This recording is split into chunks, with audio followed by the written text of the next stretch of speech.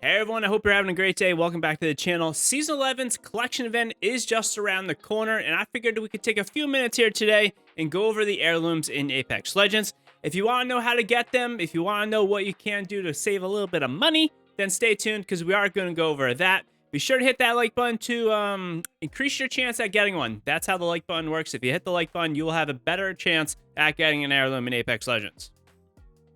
So let's get right to it and see what we can do for you. So how do you get it and why would you want an heirloom? First, heirlooms are purely cosmetic. There will be no in-game advantage if you are having an heirloom. And for me and a lot of other players, you would really just want one to kind of showcase to your friends, showcase to the enemies that you kill that you do have an heirloom, that you're that sweaty Wraith main or whatever legend you want to play with your heirloom. And it's really just a cosmetic thing. There is no in-game advantage to having one. As for how to get one though, let's break it down here. There's a lot of math to go over, so stay with me here. There's a few ways you can save some money too, which we will go over. There are two ways to unlock heirlooms in Apex Legends. The first way and the much cheaper way is to get the heirloom when it releases through the collection events. If you are new to Apex Legends, every mid-season there is a collection event that releases a new heirloom. You're going to see the Watson heirloom coming up here very shortly if you are watching this in Season 11. During this event, if you buy all the Apex Legends event packs, usually 24 of them, you will unlock the new heirloom. The event packs are usually about $7 US, and this means if you buy all 24 of them, 24 times 7 would be $168 US. So maybe about $160 since you do get bonus Apex coins when you do buy more Apex coins bundled together. The second and much more terrifying way to get an heirloom is going to be through Apex Legends packs. Anytime you open a pack in the game, it gives you a random chance at unlocking an heirloom. No one really knows what the exact rarity is because it is not public knowledge, but it is extremely low to the point where many players won't get one without dishing out some serious cash. The only time you will be guaranteed to get an heirloom is if you have opened 499 packs, and then you open your 500th, you will get an heirloom in that 500th pack. Something for you to know. After you get an heirloom, that counter does reset and you potentially have to open another 500 packs to get an heirloom. It is all luck, but from my experience and what I have seen in the community for the past 2.5, almost 3 years, that the chance of getting an heirloom is less than 1 in 500. So you're more than likely gonna have to hit that limit to get an heirloom unless you are lucky again. And for me personally, I had to do this to get my first heirloom, which was about 2-ish years into the game's life cycle. If one Apex pack is $1 and you need to open 500 packs, well, there you go. It's about $500 to get an heirloom this way, which does make the events much cheaper to get an heirloom if you like that heirloom. But again, you can save a little bit money, maybe something like $40 to $80 if you are buying bundles of Apex coins in higher amounts because you are getting bonus coins. So the best way to save money is, of course, getting it during the collection event. You're, of course, guaranteed to get the heirloom in about $160 if you are opening all the packs, which is a good thing compared to the alternative of just randomly getting it. However, you will not be able to pick whatever heirloom you want. You're going to have to get the heirloom that is in that event, which can suck for some people. It is something that you should be aware of.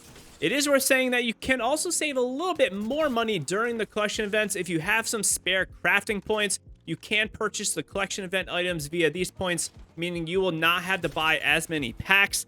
Gold items are usually 2,400, and I think purple is either 800 or 1,200 crafting points, which means you'll be able to buy much more of the purple items than you would the gold items with your crafting materials, and thus you won't have to open as many Apex Legends packs to get the entire event unlocked. So if you have extra crafting materials, buy all the purple items that you can in the store with those crafting materials, and then just buy the Apex packs, and you will save a good amount of money. I did this for one season, and I saved, I think, about $40 or $50, so it definitely does count if you are doing it this way. Other than this, though, there's not much you can do, and it is completely random, so best of luck to you. So when will you get that first heirloom without spending a dime of your money? Well, you're not going to like what I have to tell you, but we are going to break it down here really quick for you. For this, I'm going to assume you are buying every battle pass because if you do buy one battle pass, you do get enough currency in those battle passes to continually buy them in the future without having to spend more of your real life money, making them kind of self-sufficient. Here's some quick math for you. For leveling up all the way to 500, you will get just under 200 packs, but we will say 200 to keep it pretty simple. Each battle pass you do is about 14 packs from the battle passes, and this does adjust depending on the season, but it's a good starting base point, and this is relatively what we have been getting for the past few seasons. Similarly, for each seasonal quest, you are going to be getting about another 5 to 10, and for this, we're going to say 7 Apex packs. This means you will be getting about 200 packs for just playing the game, and then another 21 or so each season. So you will need to play a full, wait for it, 15 to 16 seasons of Apex Legends at minimum to get guaranteed an heirloom in opening 500 packs. Obviously, you could get one sooner with some luck from the Apex Legends gods, but it's probably not going to go that way as we just discussed. If you were a day one player and have completed all the seasonal stuff, every little event, and bought all of the battle passes, you would probably be kind of close to unlocking an heirloom. And when I say kind of close, I mean within maybe the next year.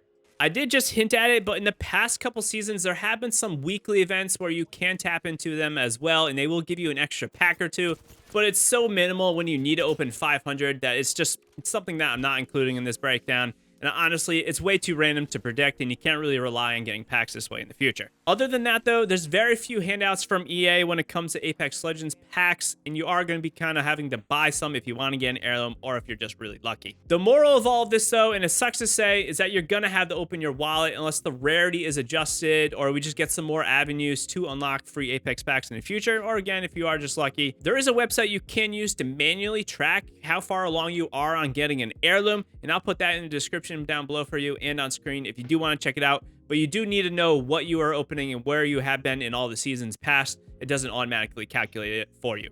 Before we get to my mini tier list of the heirlooms, there is a few more things that you should be aware of. For starters, when you do get an heirloom through pack opening, you will be granted shards, which are then consumed to buy any heirloom you want. And when you do unlock one, you are going to get a banner and equip that fits that Legends heirloom as well. And secondly to this, one big thing that you might not know of is that some of the older heirlooms are much more simpler in terms of the animations because they do just come from the simpler days of Apex Legends. And some of these are like the Wraith Kunai, the Lifeline's Shock Sticks, and the Bloodhound's Axe. This is just something to be aware of if you are going to be unlocking an heirloom. You may not want these if you want something that's a little bit more elaborate and it has a little bit more design thought into it. So with all that under our belts, let's go through my mini tier list of the heirlooms. I am going to go through this pretty quickly because there isn't a whole lot to talk about. Also, I do not own all of the heirlooms because frankly, I ain't going to spend $5 grand on buying all the heirlooms in the past. Ever since I have started to make videos, I have been buying the heirlooms in the Seasons Collection event, but I'm not going to go back and spend a lot of money just to unlock the heirlooms for Legends that honestly I rarely play.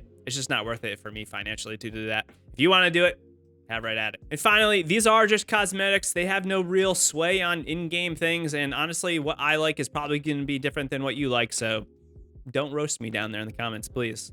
Spare me. Thank you. Starting at D tier, we are going to have two Legends, and this is going to be both the Rampart Wrench and the Lifeline Shock Sticks. For Rampart, it's a cool concept of the gum and all that. It fits her character perfectly. I just don't think a $160 wrench is really that cool when, you know, I could go to Home Depot and buy one for probably 1/10 of the price and it actually does stuff.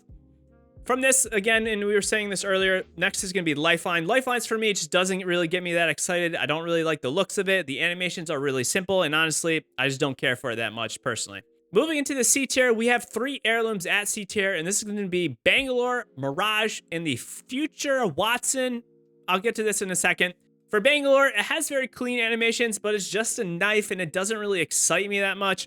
And for Mirage, again, it's a statue of himself, which is cool and all, but honestly, I don't really think it's that funny. Maybe I'm just black humor. I don't know. Mirage's is interesting and all that. You know, it definitely fits the character, but it's just not for me. And for Watson, honestly, it's brand new. We haven't even seen that much on it, but first glance, I'm just not that interested in it. I will be getting it to make a video on it, but other than that, I don't know how much I'm really going to love this thing. It looks like a price checker. I don't know why it looks like that.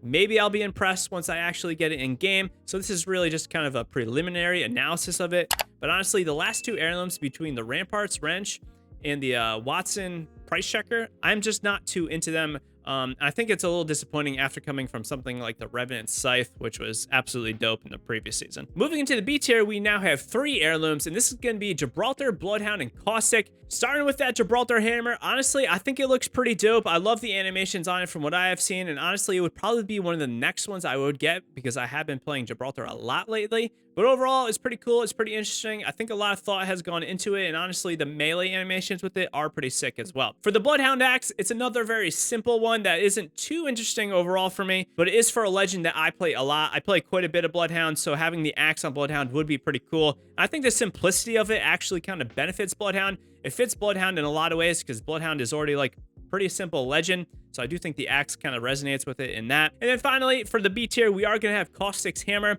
Some of the best animations in the game, in my opinion. It looks absolutely sick. It looks dope to break down doors with this hammer. And again, some of the animations are the best in the game with the hammer. If you haven't seen them, look them up online. Maybe I'll try to throw some here for you in the video.